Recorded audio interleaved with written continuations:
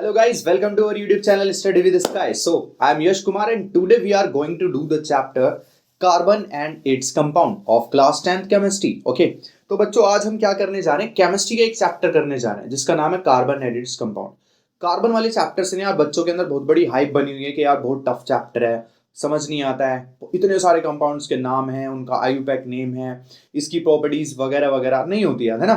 तो बच्चों आज हम कराएंगे, बस आप साथ बने रहिएगा वीडियो के लास्ट तक, ठीक है। अब मुझे नहीं पता बेटा कितनी लंबी ये वीडियो होने वाली है, कितने पार्ट्स में जाने वाली है, but just make me clear कि मैं इस वीडियो के अंदर इतना बारीकी से चीज़ों को बताने वाला हूँ कि जिस बच्चों को इलेक्ट्रॉनिक कन्फिगरेशन नहीं पता है, छोटी मोटी चीज़ें भी नहीं पता, उस बच्चे को सारी चीज़ें इस वीडियो से क्लियर हो जाएंगी। बट अगर कोई बच्चे को लगे कि ज़्यादा टाइम वेस्ट हो रहा है तो वो बच्चा वहाँ से स्किप कर सकता है, उसकी कोई दिक्कत वाली बात नहीं है, ठीक है।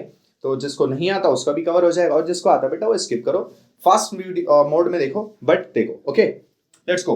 तो सबसे पहले आता बेटा कार्बन एंड इट्स कंपाउंड, यानी कि कार्बन होता क्या है। तो carbon it just an element. Is it really just an element?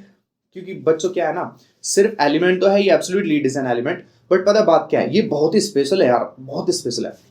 जैसा आप देख ही सकते हो पूरी केमिस्ट्री में एक यही एलिमेंट है जिसका आप एक पूरा चैप्टर पढ़ रहे हो, बाकी कोई एलिमेंट तो नहीं पढ़ा ऐसे आपने। अच्छा, एलिमेंट्स के नाम बताओ सबसे पहले कुछ, जैसे hydrogen, helium, lithium, boron, beryllium, carbon, है ना, ये फिर नाइट्रोजन, फ्लोरीन वगैरह सारे, सिलिकॉन, तुम्हारे सिल्वर, गोल्ड, ये सारी चीजें, आयरन, कॉपर, ये जितनी भी मेटल्स वगैरह, नॉन मेटल्स, मेटल, सारी चीजें आती हैं, ये सभी के सभी एलिमेंट्स कहलाते हैं, ठीक है। बट कार्बन में के अंदर क्या खासियत है? तो बच्चों कार्बन की खासियत ये है कि चलो एक एक करके बताते हैं। सबसे पहले देखते हैं कि कार्बन है क्या। तो कार्बन क्या है बेटा? कार्बन क्या है? एक एलिमेंट है। कार्बन क्या है? एक एलिमेंट है जिसका एटॉमिक नंबर कितना है? जिसका एटॉमिक नंबर है 6। कितना है? 6। अब इसका अगर मैं इलेक्ट्रॉनिक कॉन्फ़िगरेशन देखूं तो वो क्या आएगा?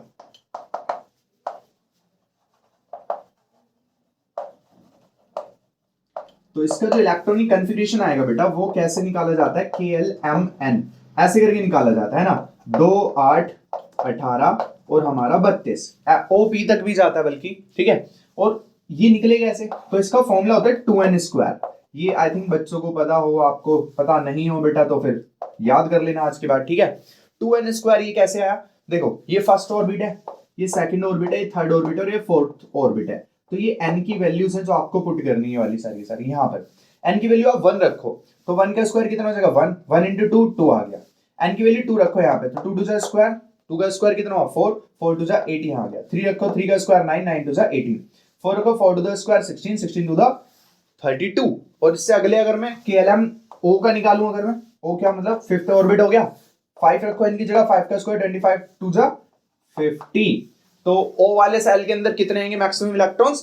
50 आएंगे। तो बेटा ये क्या बताता है हमें, लास्ट सेल के अंदर कितने इलेक्ट्रॉन्स हमारे आने वाले हैं, वो ये गिनती होती है, ये काउंट होता है, ठीक है ना। आई होप आप लोगों ने स्ट्रक्चर ऑफ एटम पढ़ा होगा, उसके अंदर बीच में न्यूक्लियस होता है, फिर चारों तरफ क्या सेल्स बने होते हैं। क्या बने होते हैं? सेल्स, SHELLS, ये होते हैं सेल्स, ठीक है। तो सेल्स का मतलब क्या होता है, जैसे बीच में एक हमारा न्यूक्लियस हो गया, ठीक है ना, ये न्यूक्लियस है, इसके चारों तरफ क्या है, ये सेल्स बने होते हैं या एनर्जी ऑर्बिट्स, ऑर्बिट्स भी बोलते हैं इनको, ठीक है। इनके अंदर क्या करते हैं, इलेक्ट्रॉन्स रिवॉल्व कर रहे होते हैं। क्या कर रहे होते हैं? Electrons revolve. ये 2 इलेक्ट्रॉन इसमें होंगे, इसमें मैक्सिमम 8 होते हैं, ठीक है। इस तरीके से पूरा स्ट्रक्चर ऑफ एटम तुम लोगों ने पढ़ ही रखा होगा, ठीक है। बट अभी हमारा मेन टॉपिक ये नहीं है, अभी हम चलते हैं किस पे? कार्बन पे। तो अगर मेरे पास टोटल इलेक्ट्रॉन्स कितने बेटा? 6। अगर उसका 6 एटॉमिक नंबर है, इसका मतलब होता है उसके अंदर इलेक्ट्रॉन्स भी 6 ही है। और क्या चीज होती है? 6 प्रोटॉन्स भी 6 ही होते हैं। मतलब हमेशा number of electrons is equal to number of protons होते हैं एक न्यूट्रल एटम में। माइंड इट कि एक न्यूट्रल एटम के अंदर बच्चों प्रोटॉन्स और इलेक्ट्रॉन्स की संख्या हमेशा बराबर होती है, ठीक है। तो अगर इसका 6 एटॉमिक नंबर है, इसका मतलब 6 इलेक्ट्रॉन्स और 6 ही प्रोटॉन्स है। तो मैं जो इलेक्ट्रॉनिक कॉन्फ़िगरेशन करता हूं वो इलेक्ट्रॉन, क्योंकि आ रहा है ना नाम में इलेक्ट्रॉनिक कॉन्फ़िगरेशन, तो कैसे कैसे इलेक्ट्रॉन्स को रखा जाता है। तो सबसे पहले पहले ऑर्बिट में कितने आ जाएंगे बेटा? 2 आ जाएंगे। उसके बाद कितने बचेंगे? इसमें से 4 ही तो बचे, तो अगले में 4 आ गए। अब कोई बच्चा ये सोच सकता है कि अगले में तो 8 आने थे। तो बच्चों मैंने अभी थोड़ी देर पहले बोला था कि 8 का मतलब है मैक्सिमम इलेक्ट्रॉन्स आना, बट यहाँ पर कितने हैं भाई? मैक्सिमम, ठीक है, मैक्सिमम 8 आ सकते हैं, लेकिन मेरे पास तो 4 ही बचे ना, तो मैं 8 कहां से लेगा? मेरे पास 4 बचे, मैं 4 रख दूंगा, तो मैंने 4 उसमें रख दिए। Okay, is it okay? So let's go. तो इसके लास्ट में क्या है बेटा? 4 आया, इसी को हम बोलते हैं वैलेंस इलेक्ट्रॉन्स। इन्हीं इलेक्ट्रॉन्स को क्या बोलते हैं हम? वैलेंस इलेक्ट्रॉन्स बोलते हैं। वैलेंस इलेक्ट्रॉन्स का मतलब होता है आउटर मोस्ट सेल के अंदर जो इलेक्ट्रॉन्स हैं। आउटर मोस्ट मतलब सबसे बाहर वाले में, तो सबसे बाहर वाला सेकंड ऑर्बिट है इसमें, तो इसके अंदर जो वो वैलेंस इलेक्ट्रॉन्स हो गए। बेटा आई एम अगेन सेइंग कि 10 मिनट के बाद तक रुकना, और आपको फील ना आए ना एकदम तो कह के जाना, कमेंट करके जाना अगर दिक्कत हो तो, ठीक है? डिसलाइक कर देना वीडियो को एकदम अगर ना समझ आए। जस्ट मेरे साथ बने रहो, बस बने रहो, थोड़ी देर तक बने रहना, ठीक है? ऐसी ऐसी चीजें बताएंगे कि मजा आ जाएगा। ठीक, अब सुनना। तो लास्ट में जो है ना बेटा, वो क्या है हमारा? वैलेंस इलेक्ट्रॉन्स आते हैं हमेशा। क्या आते हैं? Valence electrons. नाम क्यों रखा है इसका वैलेंस इलेक्ट्रॉन्स? क्योंकि वैलेंस का मतलब क्या है? वैलेंस किससे रिलेटेड है? वैलेंसी से। किससे रिलेटेड है बेटा? वैलेंसी से। तो वैलेंसी भी इसका मतलब हम किसकी मदद से निकालेंगे? वैलेंस इलेक्ट्रॉन्स की मदद से निकालेंगे। तो आई होप सभी बच्चों को वैलेंसी निकालनी आती होगी, 9th में सीख के आ रहे हो आप लोग। वैलेंसी कैसे निकालते हैं? लास्ट में जितने भी इलेक्ट्रॉन्स हैं उसको हम क्या कर देते हैं, या तो 8 में से माइनस कर देते हैं, या फिर वही वैल्यू होती है। तो ऐसा कब कब होता है? तो जब 4 से ग्रेटर नंबर होगा, जब 4 से ग्रेटर नंबर होगा तब हम क्या करेंगे? तब उसको 8 में से माइनस कर देंगे। तब क्या कर देंगे? 8 में से माइनस कर देंगे उसको, n को। अगर सपोज करो n इलेक्ट्रॉन से लास्ट में n की वैल्यू 4 से बड़ी है तो वैलेंसी क्या हो जाएगी? तो वैलेंसी ये हो जाएगी, यानी कि 8 माइनस n हो जाएगी। ठीक है ना? ओके, जैसे एग्जांपल दे देता हूं एक। जैसे कि सपोज करो कि आपका क्लोरीन है। कितना है क्लोरीन? क्लोरीन का क्या होता है बेटा? एटॉमिक नंबर 17 होता है। इलेक्ट्रॉनिक कन्फिगरेशन करोगे तो 2 8 7 आएगा। तो लास्ट में कितने इलेक्ट्रॉन्स आए? 7 आए। तो n की वैल्यू कितनी होगी? 7। n की वैल्यू 7 है और 7 4 से बड़ा होता है। हाँ, n जो है बेटा वो 7, वो मतलब 4 से बड़ा है। 7 जो है 4 से बड़ा है। तो हमें क्या करना पड़ेगा? 8 में से माइनस करना पड़ेगा। तो कितना आया? 1। तो इसकी वैलेंसी क्या हो गई? क्या होगी बबुआ? वैलेंसी हो गई 1। ठीक है, क्या हो गई बेटे? वैलेंसी हो गई 1। ठीक है, समझ आया? तो वैलेंसी यहां पर क्या हुई? 1 हुई। और सपोज करो कि अगर हमारे पास 13 यानी कि एल्युमिनियम लिया मैंने, तो उसका क्या होगा? 2 8 और 3 होगा। ठीक है, तो 3 क्या हो जाएगा यहाँ पे? Valence electrons. अब ये क्या n से बड़ा है? नहीं, ये तो n से छोटा है। तो जब n से छोटा होगा तब हम क्या करेंगे? वैलेंसी सिंपल यही हो जाएगी। अगर n से छोटा होगा तो वैलेंसी यही हो जाएगी, यानी कि n ही हो जाएगा वैलेंसी। वैलेंसी क्या हो जाएगा? वैलेंसी n ही हो जाएगी। ठीक है ना? यानी कि इसकी वैलेंसी कितनी होगी? 3 की 3 ही हो जाएगी। बट यहाँ पर 7 था तो इसको 8 में से माइनस करो, तब वो जो वैल्यू आएगी वो वैलेंसी होगी। समझ आया सभी को? ठीक है, तो वैलेंस इलेक्ट्रॉन्स क्यों बोलते हैं लास्ट वाले ऑर्बिट्स में जो इलेक्ट्रॉन्स होते हैं? क्योंकि वो वैलेंसी कैलकुलेट करने में हेल्प करते हैं। ओके बेटा, लेट्स गो अहेड। तो बच्चों अब देखो इसकी वैलेंसी कितनी आने वाली है। अभी मैंने कहा था कि n की वैल्यू अगर 4 से छोटी हो तो वैलेंसी वही हो जाएगी n, अगर 4 से बड़ी हो तो 8 में से माइनस कर देंगे। But what if the valence electrons is exactly 4, मतलब अगर 4 ही आ जाए तब क्या होगा? तो अगर 4 ही आ जाएगा ना तो वैलेंसी बेटा 4 ही हो जाएगी। कितनी हो जाएगी? 4 ही हो जाएगी। चाहे तो इसे 8 में से माइनस कर लो तब भी 4 आएगा, चाहे सीधा 4 को ले लो तब भी 4 ही आएगा। तो वैलेंसी सीधी सीधी क्या आएगी बेटा?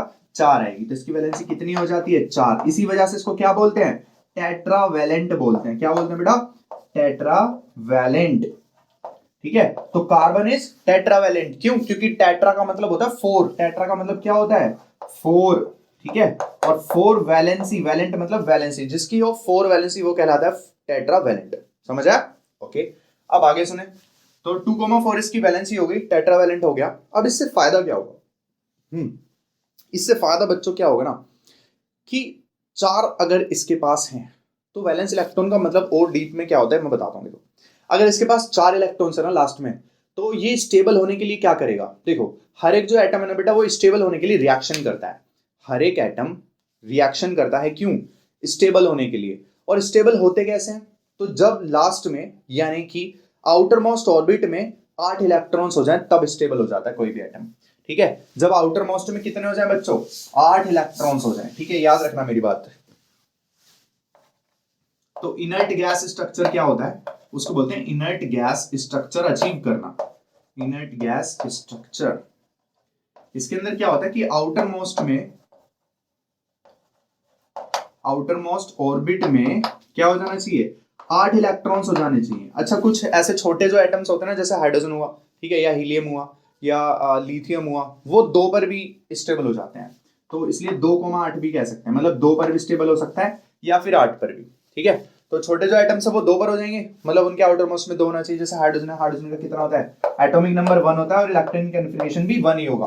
तो इसको एक इलेक्ट्रॉन और चाहिएगा, ये 2 बना देगा एक इलेक्ट्रॉन और लेके, और तब जाकर ये स्टेबल होगा, क्योंकि 1 से 8 पर तो नहीं पहुंच सकता।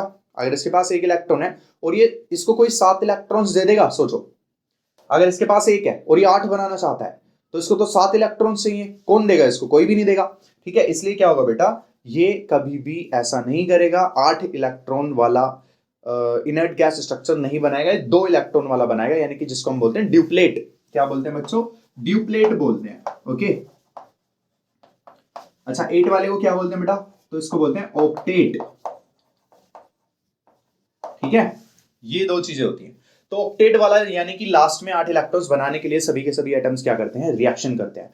कार्बन भी वही काम करने वाला है। अब उसके पास लास्ट में 4 है तो उसको और कितने इलेक्ट्रॉन चाहिए? 4 और चाहिए, है ना। जब उसके पास अभी तक कितने 4 हैं तो उसको अभी और कितने चाहिए? 4 और चाहिए बेटा।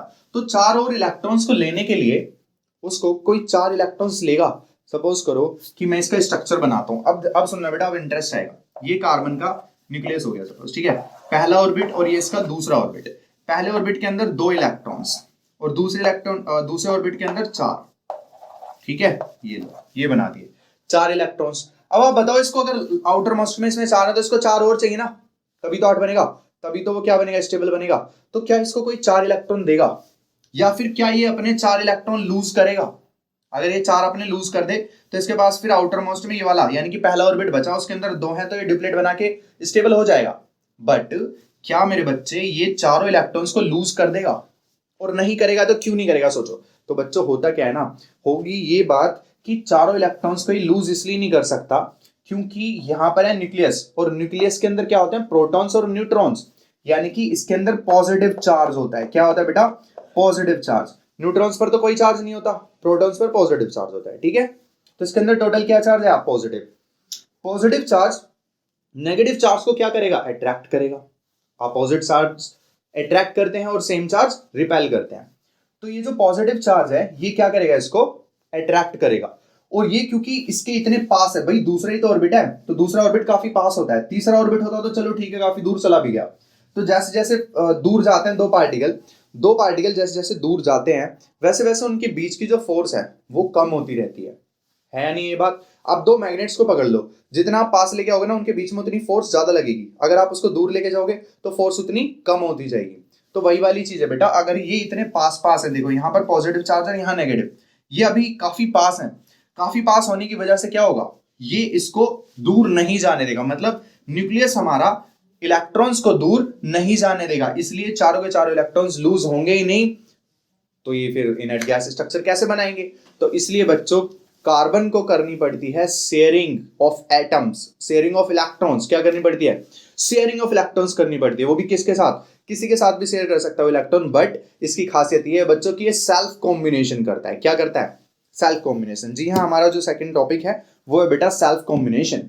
और सेल्फ कॉम्बिनेशन को हम एक दूसरे नाम से और जानते हैं, विच इज कैटेनेशन। कैटेनेशन के नाम से भी जाना जाता है सेल्फ कॉम्बिनेशन को। ठीक है,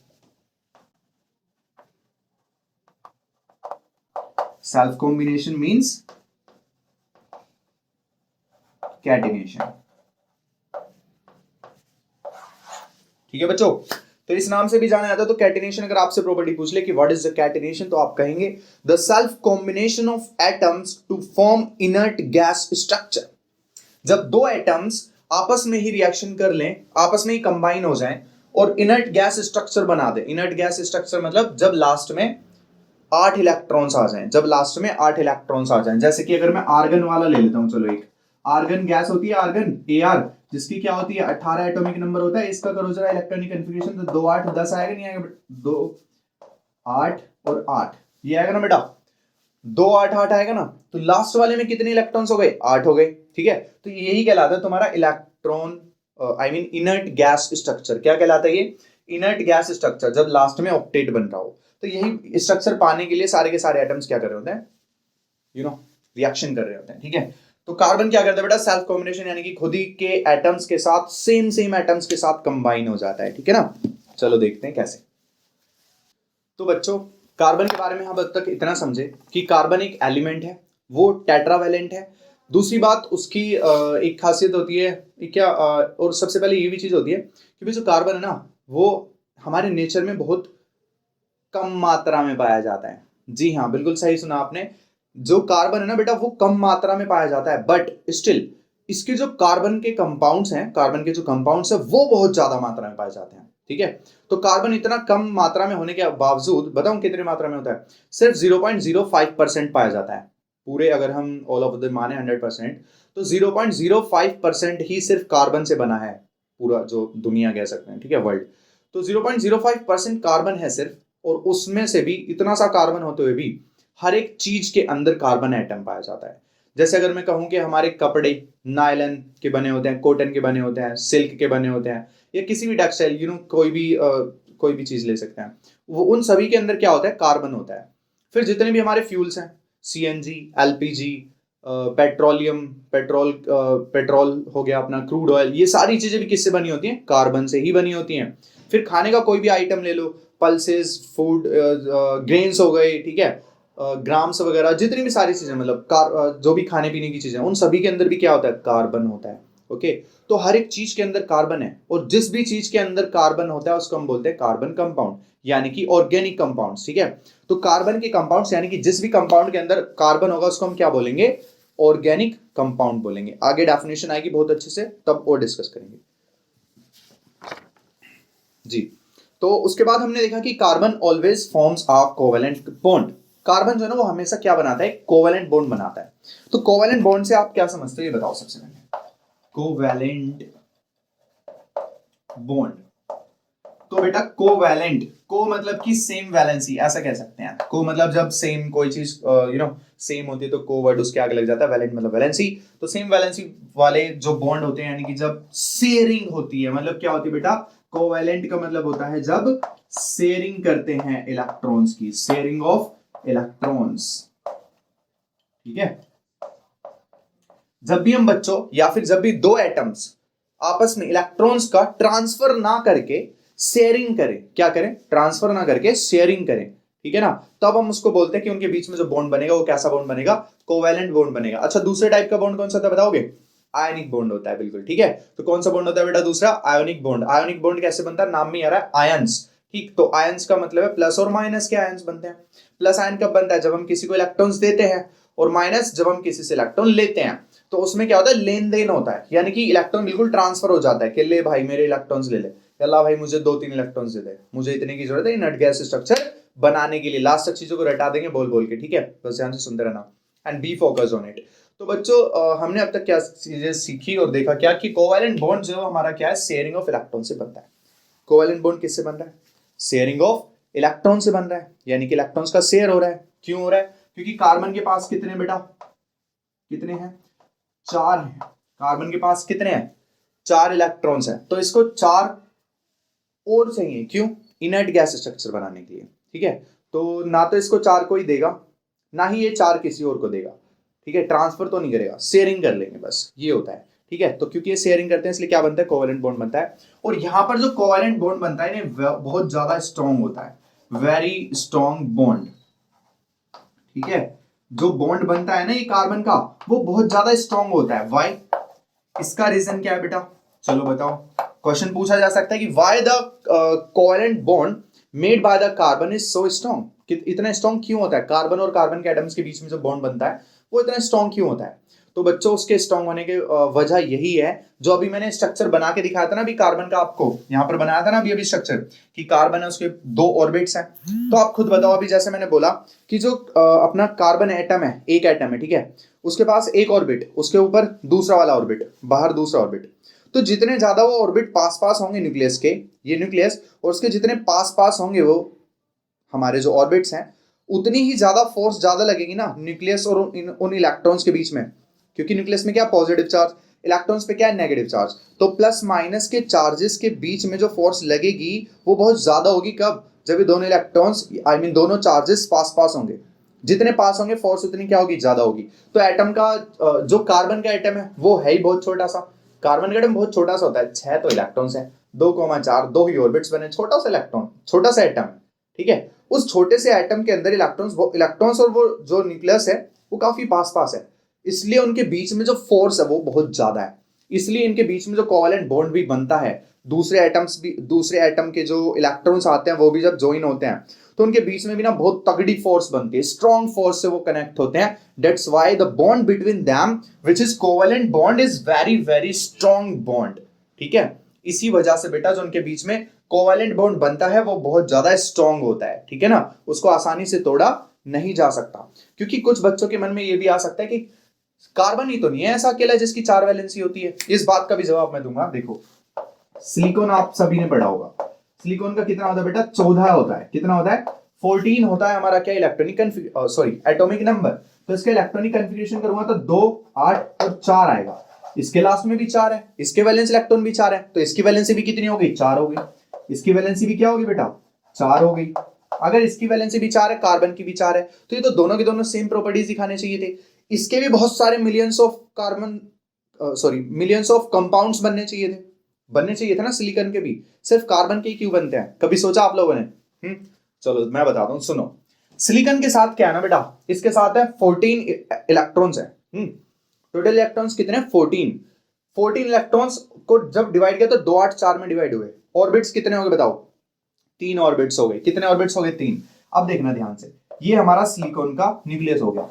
ये हुआ पहला ऑर्बिट, दूसरा ऑर्बिट और ये बेटा तीसरा ऑर्बिट। ठीक है, पहले ऑर्बिट में कितने हैं, 2 इलेक्ट्रॉन, दूसरे में 8 हैं। 1, 2, 3, 4, 5, 6, 7, 8।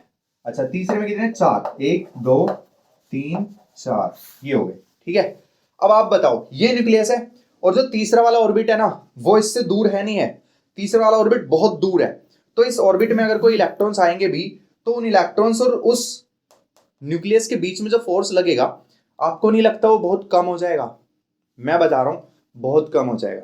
अब आप कहोगे हम क्यों मान लें, तो एक और थ्योरी होती है बेटा, पता है आपको क्या, कि ये जो न्यूक्लियस है ना, इसके जितना पास में ये है पहला वाला ऑर्बिट, उससे बहुत बहुत बहुत ज्यादा दूर होता है इससे सेकंड ऑर्बिट, और फिर इससे भी बहुत बहुत ज्यादा दूर हो जाता है क्या, थर्ड ऑर्बिट। मतलब अगर पहला ऑर्बिट यहाँ है तो दूसरा ऑर्बिट यहाँ होगा और फिर तीसरा ऑर्बिट और भी बहुत दूर होगा।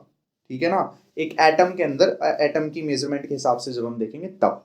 ठीक है ना, तो बेटा जो ऑर्बिट्स है ना वो अपने आप से बहुत बहुत दूर होते हैं आपस में। मतलब पहला ऑर्बिट, दूसरा ऑर्बिट बहुत दूर होगा, फिर तीसरा ऑर्बिट और बहुत दूर होगा। तो तीसरे ऑर्बिट और न्यूक्लियस के बीच में, तीसरे ऑर्बिट में जो इलेक्ट्रॉन है और इस न्यूक्लियस के बीच में जो फोर्स लगेगी वो क्या हो जाएगी, कम हो जाएगी। क्यों? क्योंकि जब आप 2 मैग्नेट्स को दूर लेके जाते हो तो उनके बीच में फोर्स जो क्या हो जाती है, कम हो जाती है।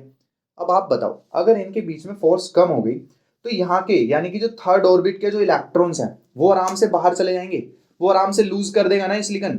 अगर ये सिलिकॉन उन इलेक्ट्रॉन्स को आराम से लूज कर देगा, या फिर जो 4 इलेक्ट्रॉन और आए थे इसके साथ रिएक्शन करने, क्योंकि इसके पास लास्ट में 4 थे, तो 4 और आए होंगे, 4 और आए होंगे क्या करने, स्टेबल करने आपस में दोनों, 8 बनाते हैं नट गैस स्ट्रक्चर स्टेबल करने के लिए। तो वो जो 4 इलेक्ट्रॉन्स आए हैं, अगर उनको कुछ भी प्रेशर किया जाए, हीट दी जाए या कोई और रिएक्शन कराई जाए, तो वो आराम से लूज हो जाएंगे या नहीं, बहुत आराम से लूज हो जाएंगे बेटा। दैट्स व्हाई इसके थ्रू जो कंपाउंड्स बनते हैं ना वो बहुत ज्यादा अनस्टेबल होते हैं। कैसे होते हैं वो कंपाउंड, कैसे होते हैं बेटा, बहुत ज्यादा अनस्टेबल होते हैं। जबकि कार्बन से जो कंपाउंड्स बनते हैं ना वो बहुत बहुत ज्यादा स्टेबल होते हैं। क्यों?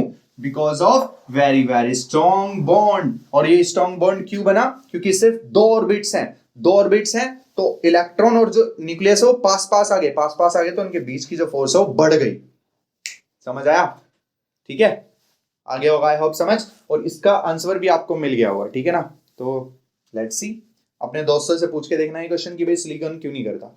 अगर आपको आता है बहुत वेल एंड गुड, आप बहुत अच्छे पाथ पे हो। ठीक है, तो जो तीसरा वाला ऑर्बिट है इससे काफी दूर है, इसलिए इनके बीच की फोर्स कम हो जाती है, तो बाहर वाले जो इलेक्ट्रॉन है वो लूज हो जाते हैं, और स्टेबल जो एटम है वो स्टेबल नहीं रहता, तो जो कंपाउंड है वो भी स्टेबल नहीं रहता। तो कंपाउंड स्टेबल ही नहीं है तो कैसा कंपाउंड, वो तो टूट फूट के बिखर जाएगा, किसी और के साथ रिएक्शन कर लेगा, ऐसे होता है। ठीक है, तो सिलिकॉन जो है ना वो सिर्फ और सिर्फ बेटा 7 से 8 एटम्स की चेन बनाता है, 7 से 8 एटम्स की चेन बनाता है। ठीक है, अच्छा ये कार्बन कितनी एटम्स की चेन बनाता है? चलो अंदाजा लगाओ, कार्बन कितने एटम्स की चेन लगाता है बताओ। कार्बन की जो चेन है ना बेटा, can even expand up to hundreds of carbons. ठीक है,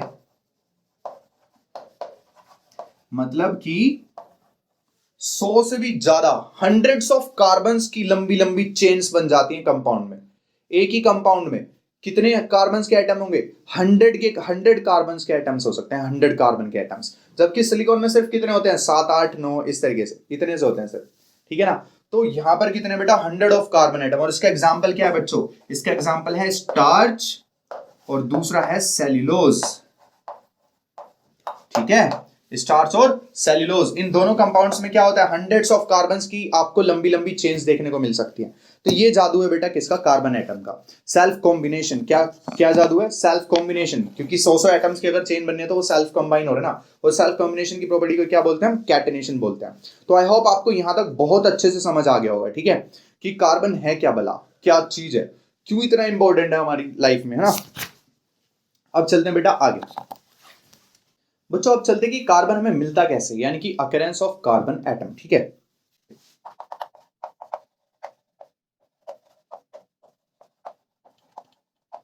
कार्बन एटम या फिर कार्बन एलिमेंट जो हमें मिलता है वो मिलता कहां से है, किस किस स्टेट में मिलता है? तो सबसे पहले बेटा ये मिलता है फ्री स्टेट में, ठीक है, in free state. Free state में भी मिल सकता है और कंबाइंड स्टेट में भी मिलता है, ठीक है, इन कंबाइंड स्टेट। तो दोनों तरीके से मिलता है, फ्री स्टेट और कंबाइंड स्टेट। फ्री स्टेट का मतलब क्या है और कंबाइंड का मतलब क्या है? तो फ्री स्टेट का मतलब होता है बच्चों की मतलब सिंगलली मिलता है, सिर्फ कार्बन अलग, ठीक है, उसके साथ कोई रिएक्टेड फॉर्म में नहीं मिलेगा। मतलब वो ऐसा नहीं है कि किसी और के साथ रिएक्टेड फॉर्म में, जैसे कार्बन डाइऑक्साइड है, एटमॉस्फेयर में क्या मिलती है हमें? कार्बन डाइऑक्साइड मिलती है। कार्बन डाइऑक्साइड मतलब CO2, और CO2 का मतलब क्या है कि कार्बन है ना इसके अंदर और ऑक्सीजन है, लेकिन दोनों ने रिएक्शन कर रखी है, सिर्फ कार्बन तो नहीं है ना, अकेला तो नहीं है ना, तो इसको बोलते हैं कंबाइंड स्टेट। ये कंबाइंड स्टेट में, बट अगर अकेला मिले तब हम उसको बोलते हैं क्या? फ्री स्टेट में, ठीक है। आजाद है जी, फ्री है, अकेला मिल रहा है ना। तो वही वाली बात है, फ्री स्टेट में मतलब कि जब वो अकेला मिले, ठीक है, बिना किसी रिएक्टेड फॉर्म में। तो कैसे कैसे मिलता है फ्री स्टेट के अंदर? तो फ्री स्टेट में बेटा 3 टाइप्स में मिलता है। पहला ग्रेफाइट, दूसरा डायमंड, तीसरा होता है बकमिंस्टर फुलरीन, ठीक है, बकमिंस्टर फुलरीन, ठीक है। तो ग्रेफाइट, डायमंड और हमारा बकमिंस्टर फुलरीन, ये 3 एलोट्रॉप्स ऑफ कार्बन भी इनको कहा जाता है। एलोट्रॉप्स मतलब कह सकते हैं kind of carbons in which it is found. Nature में जिस तरीके से पाया जाता है उसको 3 तरीके से पाया जाता है, ग्रेफाइट, डायमंड और बकमिंस्टर फुलरीन। अब इनके बारे में भी हम डिटेल में पढ़ेंगे, ठीक है, ध्यान से सुनते रहना बस। बट उससे पहले कंबाइंड स्टेट और देख लो। तो कंबाइंड स्टेट में बेटा किस किस फॉर्म में मिलता है? जैसे कि फॉसिल फ्यूल्स की फॉर्म में मिलता है, फॉसिल फ्यूल्स। तो फॉसिल फ्यूल्स बताओ जरा कौन कौन से हमारे? कोयल हो गया, ठीक है, उसके बाद पेट्रोलियम हो गया बेटा, ठीक है, ये हो गए, नेचुरल गैस हो गई। तो उन सब में क्या होता है? कार्बन कंपाउंड होता है। दूसरे बच्चों और क्या होते हैं? कार्बोनेट्स होते हैं कुछ, कार्बोनेट्स, जैसे कि मार्बल हुआ, ठीक है, जैसे कि हमारा हुआ कार्बोनेट्स, चौक हो गई, ठीक, और एक हुआ लाइमस्टोन। ये सब क्या है? ये सब है कार्बोनेट्स की फॉर्म में जिसमें पाया जाता है, ठीक है। तो ये कंबाइंड स्टेट हो गई और ये फ्री स्टेट। इन तीनों तरीके से हमें पाया जाता है क्या? कार्बन। अब बेटा हम बात करते हैं फ्री स्टेट में, यानी कि ये जो तीनों एलोट्रॉप्स ऑफ कार्बन है इनके बारे में डिटेल में बातें करते हैं। लेट अस सी। तो बच्चों सबसे पहले आता है डायमंड, ठीक है। अब डायमंड मतलब वही हीरा, है ना, काफी महंगा होता है ना, काफी ज्यादा डिमांड में भी होता है डायमंड। तो डायमंड सोच रहे हो आप कोयले से बना हुआ है, कोयला नहीं एक्चुअली कार्बन से बना हुआ है। तो एक तो चीज है कार्बन से जो बना डायमंड, सीधा यार इतना रेयर और इतना कॉस्टली होता है, इतना कीमती चीज है ना। दूसरी तरफ ग्रेफाइट, ग्रेफाइट क्या होता है? तो ग्रेफाइट वही होता है जो आपने पेंसिल चलाते हो उसकी जो लीड होती है ना वो ग्रेफाइट की होती है। कभी आपने बैटरी या फिर सेल जो होता है, सेल, घड़ी वाला सेल, उसको कभी तोड़ के देखा हो ना, तो उसके अंदर बीच में एक काली सी रोड निकलती है, पतली सी, वो भी ग्रेफाइट की बनी होती है, ठीक है। सारी चीजें बताऊंगा क्यों होता है, कैसे होता है, वहां की यूज करिए इसको, वगैरह वगैरह। तो बेटा जो डायमंड है ना उसकी कुछ सबसे पहले फिजिकल प्रॉपर्टीज देखते हैं। आपको सबको पता भी होगा कि डायमंड जो है ना वो सबसे पहले बहुत ज्यादा हार्डेस्ट नेचुरल ऑकरिंग सब्सटेंस होता है, हार्डेस्ट नेचुरल ऑकरिंग सब्सटेंस, ठीक है।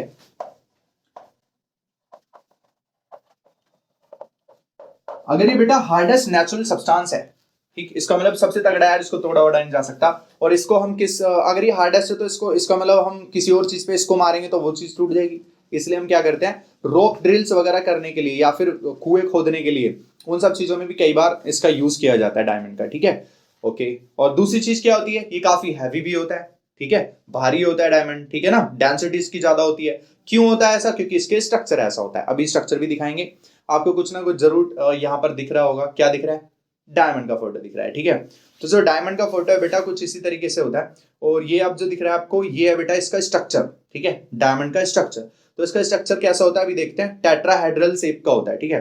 टेट्राहेड्रल फॉर्म में इसके जो कार्बन के एटम्स है वो कनेक्टेड होते हैं, जिससे एक कार्बन के एटम से कितने एटम्स कनेक्ट होते हैं? 4 एटम्स कनेक्ट होते हैं। एक कार्बन एटम से 4 एटम्स कनेक्ट होते हैं, ठीक है। 1 कार्बन एटम से 4 कार्बन एटम्स कनेक्टेड होते हैं,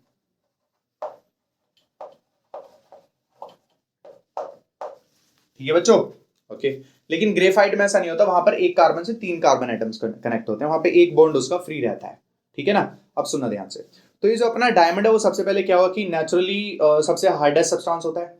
ये बहुत ज्यादा चमकता है, ठीक है, ब्रिलियंट, इसके अंदर एक एक्स्ट्रा ऑर्डिनरी ब्रिलियंस होती है, यानी कि एकदम शानदार एक अलग ही चमक होती है जो बाकी किसी चीज में नहीं देखी जा सकती, ठीक है। और क्या बात होती है कि भाई इसका, हाँ, सबसे मेन चीज आप एक चीज बताओ कि हमने क्या कहा, ये फ्री स्टेट में पाया जा रहा है, तो हमें पता कैसे चलेगा कि ये फ्री स्टेट में पाए जा रहे हैं या फिर ये प्योर कार्बन के ही बने हुए हैं?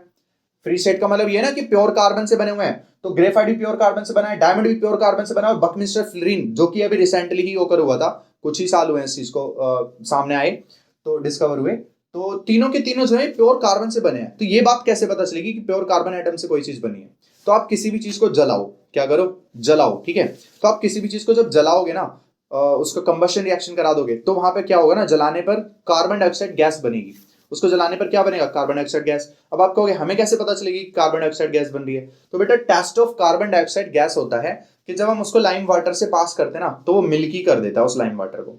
लाइम वाटर को क्या करता है? मिल्की कर देता है। जब हम CO2 पास करते हैं ना, पास करते हैं किससे? लाइम वाटर से,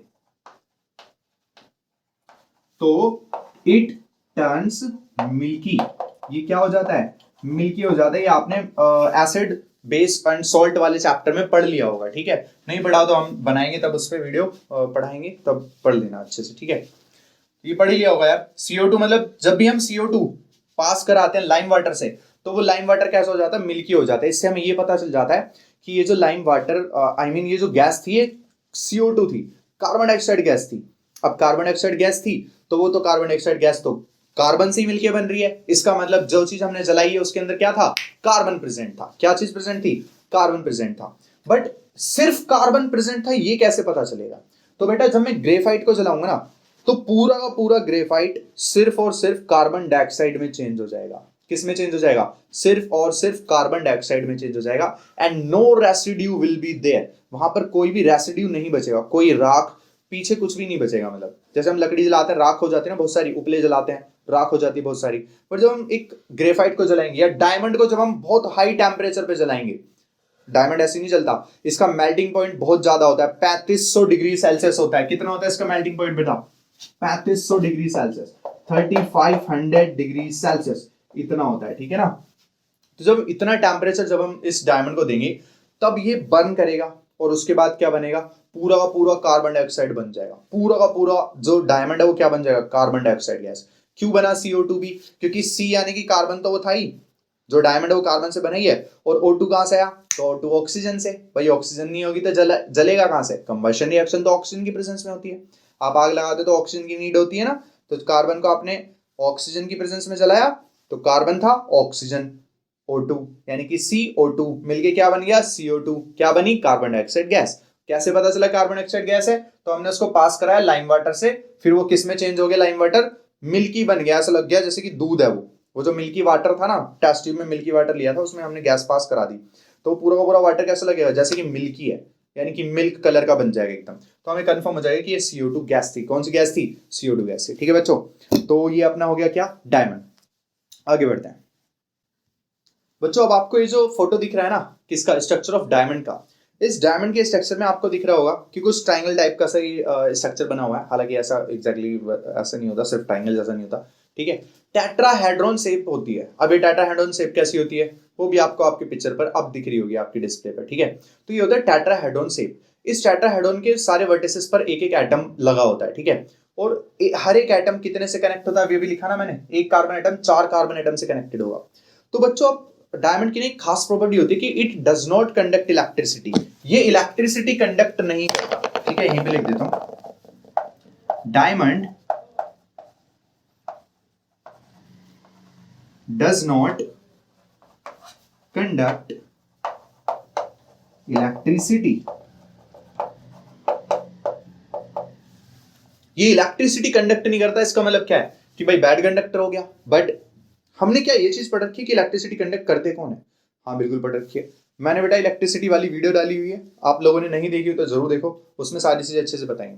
तो हमने क्या पढ़ा है कि कोई भी कंडक्टर तभी कंडक्टर होता है, गुड कंडक्टर हो तभी होता है, या फिर कंडक्ट इलेक्ट्रिसिटी हो तभी करता है कोई भी मटेरियल, जब उस मटेरियल के अंदर फ्री इलेक्ट्रॉन्स होते हैं। क्या होते हैं? फ्री इलेक्ट्रॉन्स होते हैं, और फ्री इलेक्ट्रॉन्स होंगे तो इलेक्ट्रिसिटी कंडक्ट करेगी, वरना नहीं करेगी। यहां पर बेटा नहीं कर रही इलेक्ट्रिसिटी कंडक्ट, क्यों नहीं कर रही? क्योंकि फ्री इलेक्ट्रॉन्स नहीं है, क्योंकि फ्री इलेक्ट्रॉन्स नहीं है, क्योंकि फ्री इलेक्ट्रॉन्स नहीं है। अब क्यों नहीं है इस बात का प्रूफ देखो, क्योंकि एक कार्बन एटम 4 से जुड़ा हुआ है, और एक कार्बन एटम के पास होते ही 4 बॉन्ड्स हैं।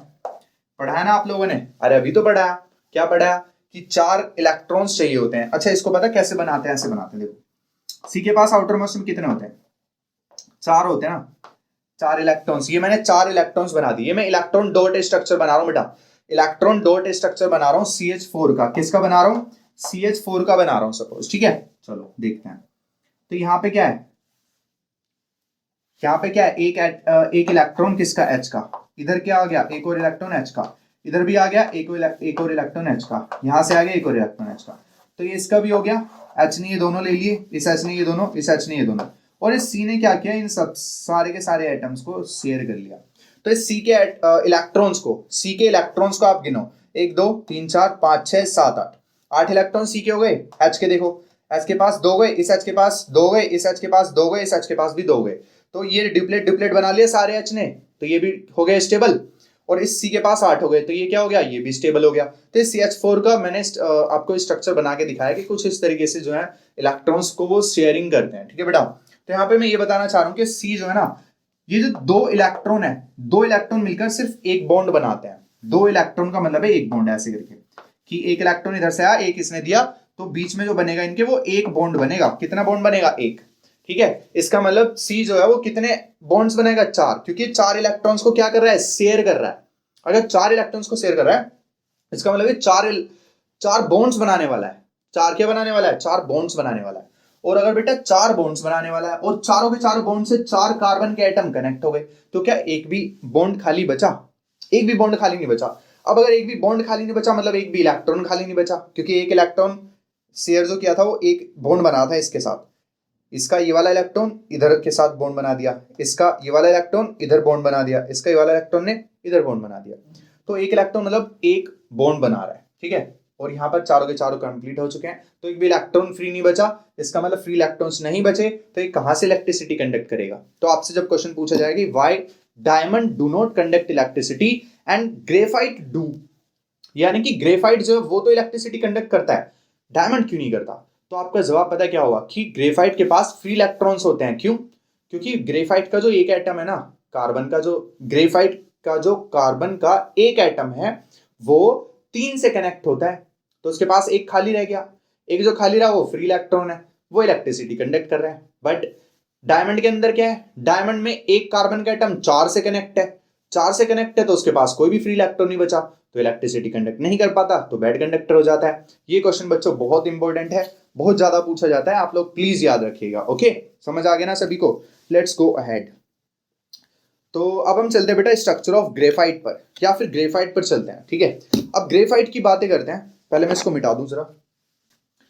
तो बच्चों अब बात आती है ग्रेफाइट की। ग्रेफाइट के साथ क्या है ना कि ये स्लिपरी होता है टच करने में, मतलब इसको आप टच करोगे तो स्लिपरी ऐसे फील होगा, ठीक है। और दूसरी चीज बेटा ये काफी सॉफ्ट होता है, सॉफ्ट होता है और लाइट भी होता है। जैसे कि डायमंड क्या था? हार्ड था, ये क्या है? सॉफ्ट है। वो क्या था? हैवी था। ये क्या है? ग्रेफाइट क्या है? लाइट है। वो क्या था? वो काफी हार्ड सब्सटेंस है, ये सॉफ्ट है, ये बता ही दिया, ठीक है। और वो काफी चमकता था यार, ब्रिलियंस उसकी थी एकदम, ब्रिलियंस एक्स्ट्रा ऑर्डिनरी ब्रिलियंस थी उसकी, मतलब चमकदार था एकदम ये डायमंड अपना। और जो ग्रेफाइट है वो चमकता नहीं है, वो बेचारा ऐसी है कालू सा, ठीक है। मतलब वो क्या होता है? डार्क कलर का होता है, ठीक है। और इसके बाद बकमिंस्टर फ्लोरीन पढ़ेंगे, वो बिल्कुल डार्क होता है अंधेरे में या फिर नॉर्मल लाइट में। ठीक है, चलो देखते हैं। तो जो ग्रेफाइट है बेटा, उसके बारे में हमने 2-3 चीजें सुनी। क्या? पहला स्लिपरी टू टच, दूसरा लाइट वेट होता है, और तीसरा कि वो काफी सॉफ्ट होता है। तीसरा क्या? कि काफी सॉफ्ट होता है।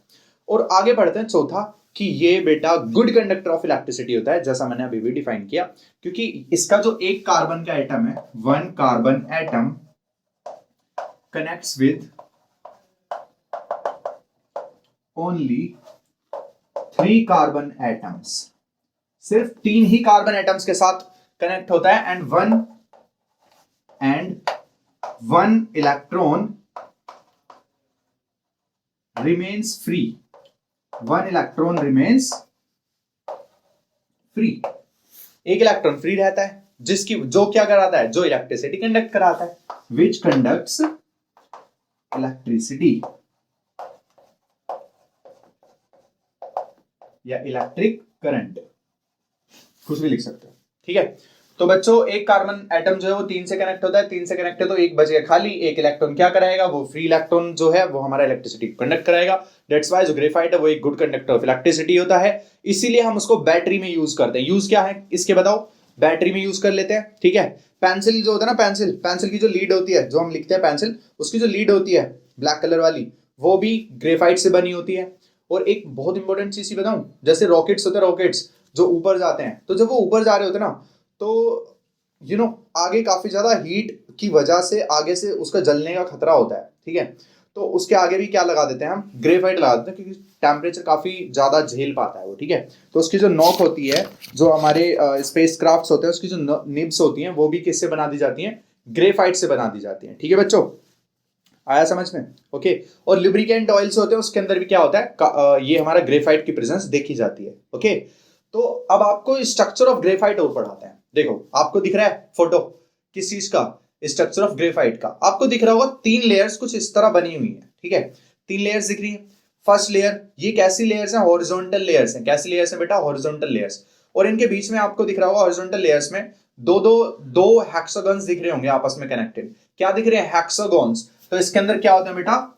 जैसे डायमंड में क्या थे? टेट्राहेड्रल शेप में कनेक्ट होते थे कार्बन एटम्स। किस शेप में? टेट्राहेड्रल में। ये किस में कनेक्ट होते हैं?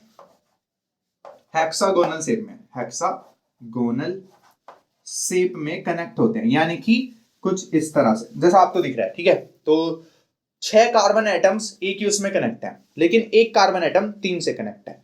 और इस तरह से और उनके बीच में जो बॉन्ड बनते हैं वो काफी स्ट्रॉन्ग बॉन्ड होता है। कैसा होता है? Strong bond.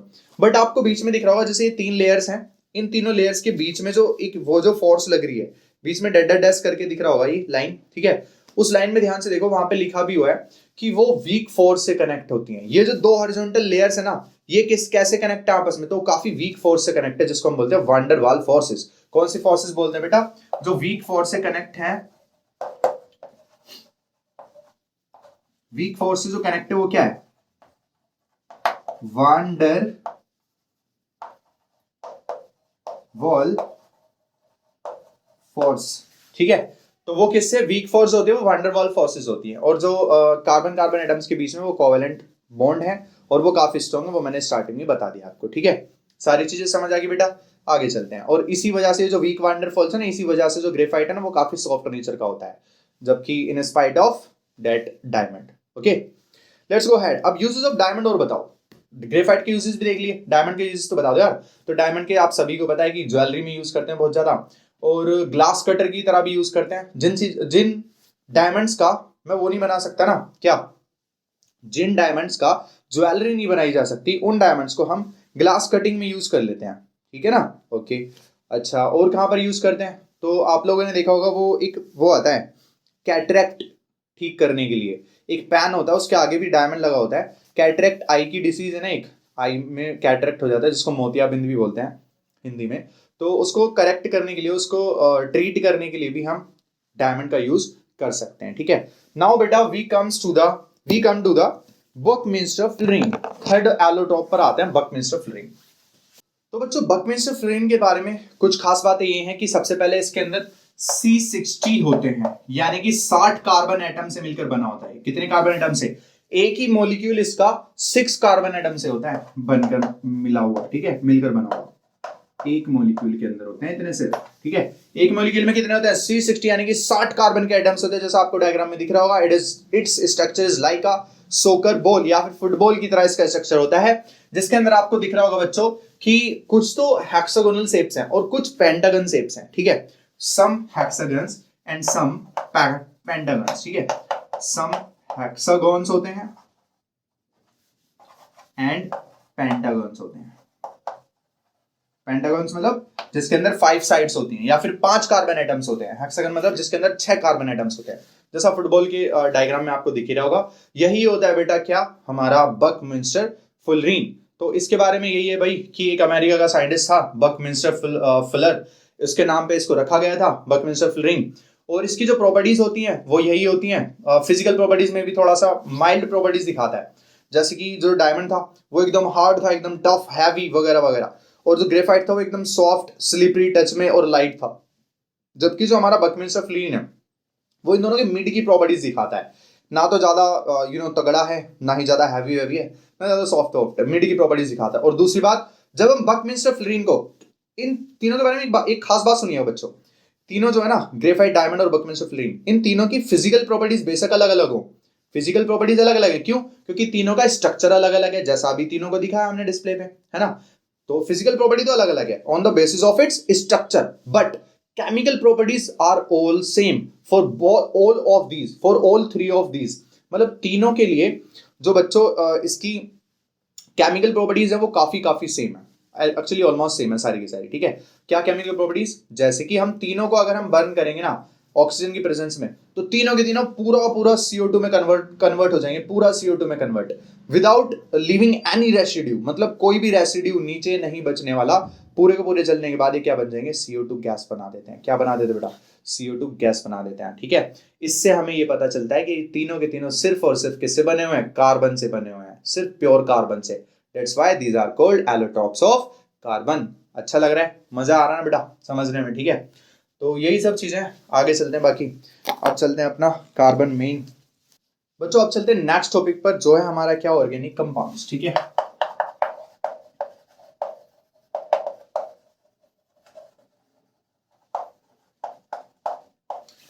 ऑर्गेनिक कंपाउंड्स का मतलब है, ऑर्गेनिक केमिस्ट्री हम पूरी की पूरी पढ़ते हैं 11th क्लास में। जब आप आ जाओगे ना तो पूरी एक बुक बन जाएगी ऑर्गेनिक केमिस्ट्री। सेकंड पार्ट पूरा का पूरा ऑर्गेनिक केमिस्ट्री है, उसके अंदर सारा का सारा आप कार्बन कार्बन कार्बन पढ़ने वाले हो। एक एक जो कंपाउंड है ना, यहाँ पर जो आप एक कंपाउंड की तरह पढ़ोगे, वहां पर जाकर पूरा का पूरा चैप्टर बन जाना है, ठीक है। तो ध्यान से पढ़ना है यार, बहुत इंपॉर्टेंट चैप्टर है। जो साइंस लेने वाले ना बच्चों, उनके लिए तो बहुत बहुत ज्यादा इंपॉर्टेंट होने वाला है। तो बस ध्यान से सुनो, पक्की करा देंगे केमिस्ट्री। ऑर्गेनिक कंपाउंड्स का मतलब है जो कि कार्बन कंपाउंड्स होते हैं, वो सिंपल ऑर्गेनिक कंपाउंड्स होते हैं, जो कि क्या होते हैं? Carbon compounds. यानी कि जिस भी कंपाउंड के अंदर अगर थोड़ा सा भी कार्बन आ गया, C आ गया, कार्बन आ गया, तो वो हमारा ऑर्गेनिक कंपाउंड कहलाता है। क्या कहलाता है बेटा? ऑर्गेनिक कंपाउंड कहलाता है। बट फिर भी कुछ हैं ऐसे, जैसे कि एक्सेप्ट में लिख देता हूं, एक्सेप्ट, जैसे कि कार्बाइड्स होते हैं, कार्बाइड्स। अच्छा, कुछ कॉमन से लिखता हूं, जैसे CO2 है, CO2 यानी कि कार्बन डाइऑक्साइड, या फिर CO है, CO मतलब कार्बन मोनोऑक्साइड। मोनो मतलब एक होता है, मोनो मतलब क्या होता है? एक। तो क्योंकि यहां पर एक ऑक्सीजन का एटम है इसलिए कार्बन मोनोऑक्साइड, यहां 2 ऑक्सीजन के एटम है इसलिए कार्बन डाइऑक्साइड। करेक्ट? तो carbon dioxide, carbon monoxide, carbides और कार्बोनेट्स, कार्बोनेट्स, ये सारे के सारे क्या है ना, ये ऑर्गेनिक कंपाउंड्स नहीं कहलाते। ये कार्बन एटम्स तो, कार्बन कंपाउंड्स तो हैं, लेकिन ऑर्गेनिक कंपाउंड्स नहीं है। इसकी क्या वजह है? क्योंकि ये जो कंपाउंड्स है ना, ये कुछ डिफरेंट प्रॉपर्टीज दिखाते हैं बाकी के ऑर्गेनिक कंपाउंड से, बहुत कुछ डिफरेंट प्रॉपर्टीज दिखाते हैं, जिस वजह से हम इनको ऑर्गेनिक कंपाउंड में नहीं रखते। हम इनको कहते तू नहीं है भाई ऑर्गेनिक कंपाउंड में पढ़, ठीक है। तो ऑर्गेनिक कंपाउंड्स क्या होते हैं? जो कि कार्बन के कंपाउंड्स होते हैं, वो सभी के सभी क्या कहलाते हैं? ऑर्गेनिक कंपाउंड्स कहलाते हैं, एक्सेप्ट सम ऑफ दीज, ठीक है। आगे बढ़ते हैं। तो बेटा अब बात आती है कि ये जो लार्ज नंबर की चेन या फिर large number of carbon compounds बनते हैं, वो क्यों बनते हैं? जैसा हमने कहा 5 मिलियन कंपाउंड्स बनते हैं कार्बन के, 5 मिलियन तक। इनफैक्ट अभी भी बढ़ते जा रहे हैं, मतलब रोज लैबोरेटरी में नए कंपाउंड्स बना देते हैं लोग बाग नहीं, मतलब साइंटिस्ट, ठीक है। तो ये जितने मर्जी उतने बनाए जा सकते हैं। उसका रीजन क्या है? उसके 2 रीजन हैं। सबसे पहला कि ये सेल्फ कॉम्बिनेशन कर लेता है, सेल्फ कॉम्बिनेशन,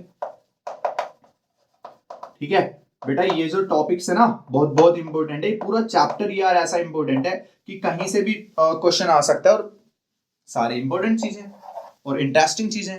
तो सबसे पहला सेल्फ कॉम्बिनेशन, और दूसरा है बेटा टेट्रावैलेंसी। टेट्रावैलेंसी क्योंकि इसकी वैलेंसी 4 है, तो वैलेंसी 4 होने की वजह से क्या होता है, ये बहुत सारे एटम्स के साथ, बहुत सारे एलिमेंट्स के साथ रिएक्शन करता है और क्या बना लेता है, कंपाउंड बनाता है, अलग अलग तरीके के कंपाउंड्स बनाता है। इस वजह से, इन दोनों वजह से क्या होता है, many types of compounds can be formed using carbon atoms।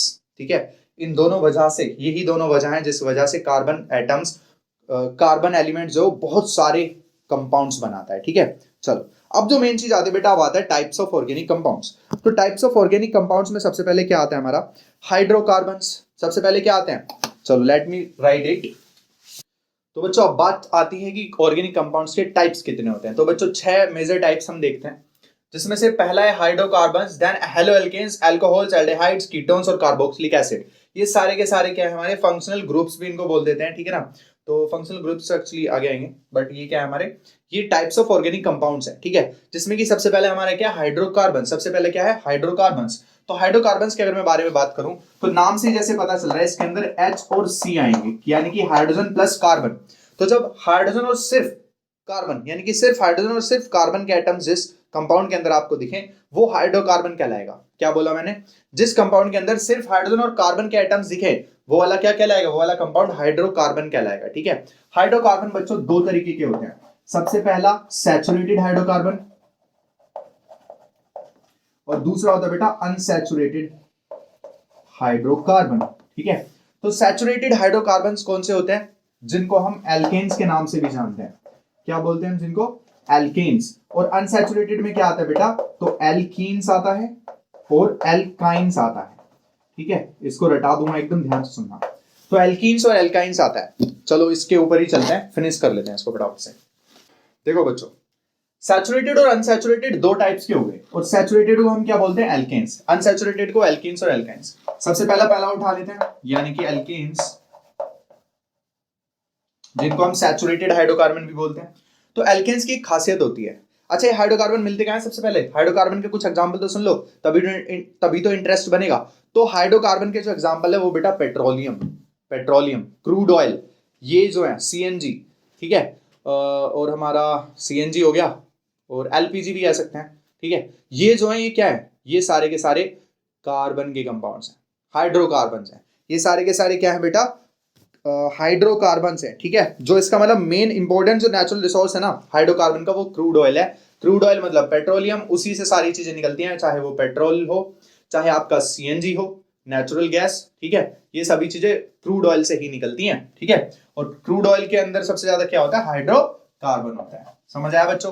तो एल्केन्स का ना, एल्केन्स के साथ क्या है, इसका मतलब होता है सिंगल बॉन्ड आए जिन कंपाउंड्स में, सिंगल बॉन्ड आए। कोई कैसा बॉन्ड आएगा बेटा, सिंगल बॉन्ड आएगा। अब इसको याद करने की तरकीब बता रहा हूं, चलो पहले इसको बता देता हूं, फिर ट्रिक बताऊंगा।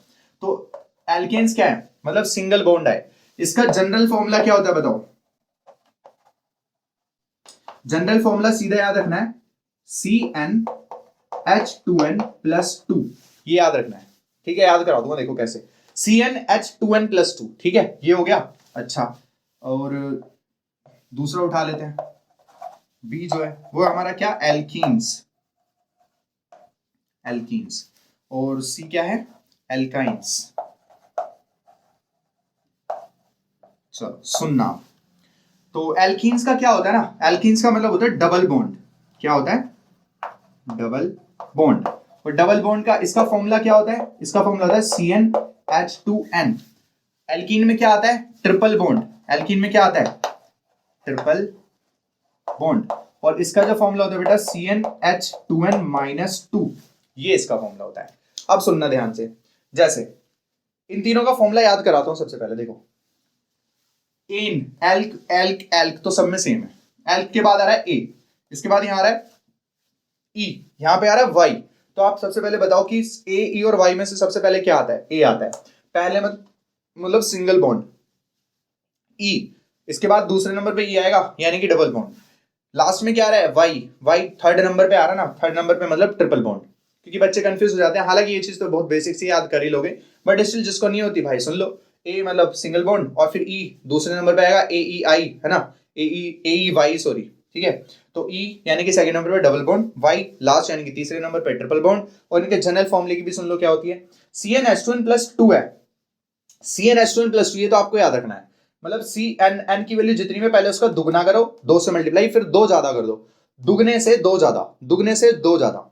अच्छा यहाँ पे क्या हुआ, यहाँ पे H के 2 एटम्स घट जाएंगे, देखो यहाँ पर कितने थे, 2n+2 थे, यहाँ पर सिर्फ 2n रह गए, प्लस का 2 जब वो गायब हो गया ना, H2n+2 गायब हो गया ना, मतलब H के 2 एटम्स गायब हो गए, H के 2 एटम्स कम हो गए। बट यहाँ पे क्या हुआ, यहाँ पर जब हम ट्रिपल बॉन्ड पे आए तो H के 2 एटम्स और गायब हो गए, तो अगर H के यहाँ पर 2n है तो अगली बार क्या हो जाएंगे, 2n में से और 2 गायब करो, गायब मतलब माइनस कर दो 2, आया ना, देखो H2n-2, तो सबसे पहले CnH2n+2 था, 2 गायब करे, CnH2n बचा, फिर CnH2n-2 आ गया। तो this is how to remember the formulas of alkane, alkenes and alkynes. अब इनके कुछ एग्जांपल्स देखते हैं बेटा। देखो अगर मैं इनकी वैल्यू 1 रखूं तो ये हो जाएगा C1, और यहां रखूंगा 1 तो 2 एकम 2 + 2 4, C1H4 मतलब CH4 सीधा लिख सकते हैं, CH4 लिख सकते हैं। एन की वैल्यू जरा 2 पुट करना, तो 2 रखा, यहां पे भी 2 रखा एन की जगह, तो 2 दूनी 4, 4 + 2 6, ये बना C2H6। अच्छा अब आगे सुनो बेटा, अगर मैं इनकी वैल्यू 3 रखूं तो C3, अब 3 दूनी 6, 6 + 2 8, H8 हो गया। अच्छा सी की जगह, एन की जगह इस बार अगर 4 रखूं तो 4 दूनी 8 + 2 10 हो जाएगा, ठीक है। इसी तरीके से आगे हम कितने भी लंबी चेन वाले फॉर्मूलेस बना सकते हैं। यहां पर अगर मैं देखूं बेटा, यहां पे बताना, सी अगर 1 रखूंगा तो 2 1 जा 2, H की वैल्यू 2 आ गई, C1H2 मतलब सीधा CH2 भी बोल सकते हैं। CH2 का नाम क्या होता है, तो इसका नाम होता है मीथेन। क्या होता है, मीथेन। अच्छा इसका नाम क्या है, मीथेन, इथेन, प्रोपेन, ब्यूटेन। नाम भी बताऊंगा कैसे मेरे को याद है और कैसे आपको भी जल्दी से याद हो जाएंगे, ठीक है। फॉर्मूला देखते हैं, आप नाम बता दोगे तुरंत। CH2, इसके बाद C की वैल्यू 2 रखते हैं, यानी कि N की वैल्यू 2, फिर यहां 2 दूनी 4 तो C2H4, C3 रखूंगा तो 3 दूनी 6 H6। एल्काइंस पर आते हैं, अगर C1 रखा N की वैल्यू तो 2 1 जा 2, 2 - 2, ये क्या हुआ, अगर मैं 1 रखूंगा तो 1 यहां पे क्या आएगा बताओ, 1 सेकेंड बच्चों, आप एक चीज मुझे बताओ, एक चीज मुझे बताना ध्यान से, डबल बॉन्ड अगर लग रहा है बेटा, डबल बॉन्ड अगर लग रहा है तो क्या वो कभी भी, ये जो हम सिंगल डबल और ट्रिपल बॉन्ड्स की बातें कर रहे हैं, आपने एक चीज गौर की होगी, जो हम सिंगल डबल और ट्रिपल बॉन्ड्स की बातें कर रहे हैं, क्या वो किस किस एटम्स के बीच में लग रहे हैं, क्या वो सी और एच के एटम्स के बीच में लगेंगे, जो सिंगल डबल बॉन्ड और ट्रिपल बॉन्ड जो बन रहे हैं वो किस एटम्स के बीच में लगने वाले हैं, वो लगने वाले हैं सिर्फ सी और दूसरे सी के एटम्स के बीच में लगेंगे। सी और एच के बीच में कभी डबल बॉन्ड बन ही नहीं सकता, सी और एच के बीच में कभी डबल बॉन्ड या ट्रिपल बॉन्ड नहीं बन सकता, हमेशा सिंगल बॉन्ड बनेगा। क्यों, क्योंकि अभी अभी मैंने स्टार्टिंग बताया था कि एच के पास सिर्फ एक इलेक्ट्रॉन है, एक इलेक्ट्रॉन मतलब वो सिर्फ एक ही बॉन्ड बना सकता है, सिर्फ एक बॉन्ड बना सकता है, वो 2 बॉन्ड बना ही नहीं सकता, ना ट्रिपल बॉन्ड बना सकता। कार्बन ऐसा है, उसके पास 4 है लास्ट में, मतलब वो 4 बॉन्ड बनाएगा, तो 4 में से वो कितने बनाएगा, एक बॉन्ड बना सकता है, 2 बॉन्ड बना सकता है और ट्रिपल बॉन्ड बना सकता है, ठीक है। तो ये जो बॉन्ड्स बनने हैं वो 2 एटम्स के बीच में बनेंगे, कौन से, कार्बन कार्बन के 2 एटम्स के बीच में। तो क्या CH2 जैसा कोई CH2 जैसा कोई कंपाउंड एग्जिस्ट करेगा, नहीं करेगा, CH2 जैसा कोई एग्जिस्ट नहीं करेगा। That's what I wanted to tell you, ठीक है, ये मैं आपको बताना चाहता था, ध्यान से सुन लेना। CH4 तो आएगा, C अकेला है, उसके साथ 4 कार्बन के आगे, लेकिन जब डबल बॉन्ड की बात आएगी ना तो बेटा 2 कार्बन के एटम से स्टार्ट करना पड़ेगा, एक कार्बन के एटम से हमें स्टार्ट नहीं करना। सिमिलरली यहाँ पे N की वैल्यू हमें सीधा 2 रखनी पड़ेगी, 2 रखूंगा तो 2 दूनी 4 - 2 कितना आएगा, 2 आएगा, तो C2H2। इनके अब थोड़े से आपको फिगर भी बना के दिखाता हूं, देखो C2H4 का बनाते हैं यहाँ पे, तो C2, चलो अगले पेज पे बनाते हैं, ठीक है, देखते हैं। तो बच्चों देखो कुछ एग्जांपल्स देखते हैं, कुछ स्ट्रक्चर्स। C2 और 2 दूनी 4 + 2 6, ये मैंने किसका बनाया, ये बनाया मैंने इथेन, क्या बनाया बेटा, इथेन। अब इसका स्ट्रक्चर बनाओ, तो C2 है, तो इनके सिंगल सिंगल बॉन्ड बना दो चारों तरफ, देखो इस C के 4 बॉन्ड्स बना दिए, इस C के 1 2 3 4, इस C के लिए ये वाला बॉन्ड देखेंगे और इस C के लिए भी ये वाला बॉन्ड देखेंगे, ये बात ध्यान रखना, इस C के लिए ये वाला 1 2 3 4, इस C के लिए 1 2 3 4, ठीक है बेटा, HH लगा दो सब जगह। अब गिनो जरा, C2, हाँ C2, H 6 है, हाँ जी बिल्कुल 6 है, ठीक है। अच्छा C2H4 यानी कि इथीन। ये कौन सा है? ईन वाला। एल्कीन बना ना, ईथ मतलब होता है 2 कार्बन के एटम, तो इथीन बना। चलो बनाते हैं। तो 2 कार्बन के एटम। अब देखो जरा, H के 4 हैं। H के कितने बेटा? 4। तो 4 जोड़ दो यार, ऐसे ऐसे इधर जोड़ दो। 4H जुड़ चुके? हाँ जी जुड़ चुके। C के 3 कार्बन, C के अभी 3 बॉन्ड्स हुए हैं, चौथा कहां जाएगा? तो चौथा यहीं आ जाएगा। तो बन गए ना अब डबल बॉन्ड। अब गिनो, इस C के और इस C के दोनों के गिन लो। इस C के गिनोगे 1 2 3 4, इस C के गिनोगे 1 2 3 4। ये हो गया। इसके बाद देखते हैं बेटा, C2H2 यानी कि इथाइन। इथाइन क्या है? एल्काइन है, ठीक है। तो C2, इसके बीच में बनेंगे बेटा क्या? Triple bond. क्यों? क्योंकि आपको दिख रहा है CnH2n-2 वाला फॉर्मूला आ रहा है, तो इथीन इथाइन है। या फिर आप सीधा देख लो यार, H दो ही है, सिर्फ H दो ही है, तो एक इससे जुड़ गया और एक इससे जुड़ गया। अब आप देखोगे C के पास एक इधर है और एक बीच में लग रहा था अभी तक। अगर 2 ही बॉन्ड थे तो आपको 2 और बनाने पड़ेंगे, 4 बनाने होते ना C के टोटल। तो हमने 2 बॉन्ड और यहीं पे लगा दिए, तो ट्रिपल बॉन्ड हो गया यहाँ पे। और चौथा ये, इस C के भी ऐसे 4 बॉन्ड्स हो गए। तो कुछ इस तरीके से बनते हैं ये क्या? हमारे स्ट्रक्चर्स, ठीक है। आई होप आपको सभी को यहाँ तक समझ आ गया होगा, ठीक है बच्चों। तो बाकी का हम जो है अगली क्लास में करेंगे, ज्यादा लंबा लेक्चर हो जाएगा वरना, ठीक है। कुछ पार्ट्स में पूरे चैप्टर को निपटा देंगे अच्छे से। आई होप आप सभी को समझ आया होगा बहुत अच्छे से। जो आपके कुछ भी डाउट्स थे, अगर सिली डाउट्स, छोटे मोटे डाउट्स जो आपको नहीं पता थे, आज आई थिंक इस वीडियो ने क्लियर किए होंगे आपके, ठीक है। बस आपको ये यार पेशेंस लगाकर सुनते रहना है, देखते रहना है। और जो बच्चा लास्ट तक वीडियो को देख रहा है ना, उसको ये फील भी हो रहा होगा कि कंटेंट किस लेवल का है। क्योंकि हम ऐसे तेजी तेजी से नहीं करना है यार, कुछ भी अच्छे से सिखाना है बस। बाकी आप कंपेयर कर लो कहीं से भी, कोई दिक्कत नहीं है, ठीक है। So thank you guys, subscribe कर दो यार, और अपने दोस्तों को प्लीज प्लीज शेयर करो, ठीक है। शेयर कर दो बस, ठीक है, जल्दी से। Okay, thank you. और लाइक करना और कमेंट करके बताना अगर कोई भी कहीं दिक्कत हो, मुझसे कोई गलती हो गई है तो मुझे माफ कर देना। हो जाती है कई बार, फास्ट फास्ट तेजी में चलते रहता है ना, फ्लो में, तो कई बार निकल जाती हैं गलत चीजें भी। तो उसके लिए माफ करना बच्चों, और कमेंट करके मुझे प्लीज बताना कैसी लगी video. Okay, thank you so much.